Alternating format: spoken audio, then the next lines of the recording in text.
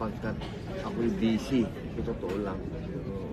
Pero siyempre, yung mga usap-usapan na ganyan, hindi naman nawawala yan.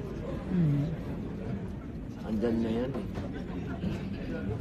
Pero Usapan ng kung may gusto kayong ibang leader na iupo. Hindi, sabihin may ganyan, may chismis talaga. Hindi naman nawawala yan. Pero kami, wala ako. You don't see the need. Para saan ba? Wala pa naman ako nakikita ng dahilan. Siguro pagka nag-usapan na ng impeachment, baka gusto Gusto niyo niyo ibang... mag-iba ng leader, sir? eh siyempre, Bakit po? hindi naman siguro kailasan man sa inyo. Ayaw ko ng impeachment. Hindi ba obvious?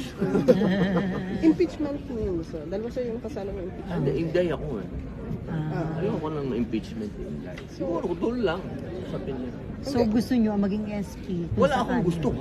Okay. Wala akong gusto. Sinasabi, isang tanong kasi, kung ako ay halimbawa, magkakaroon ako ng pagnanais na magpalit ng leadership.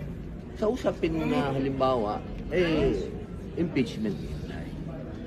Pag yun ang pinag-usapan, halimbawa, may impeachment na hindi na nakarating dito. Diba?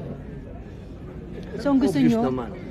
maging leader ng Senate kapag nandito impeachment ni Inday ay Siyempre, kailangan... from the minority.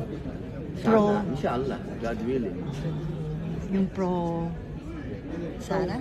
Pro-bayan, But supportive of VP Sara. of course. Yun yung gusto niyo maging SP. Just to be clear po. Wala na tayong plastikan, di ba? Kasi sino nakikita niyo, sir? Ha? Mamaya na uli. Sorry, sir. The first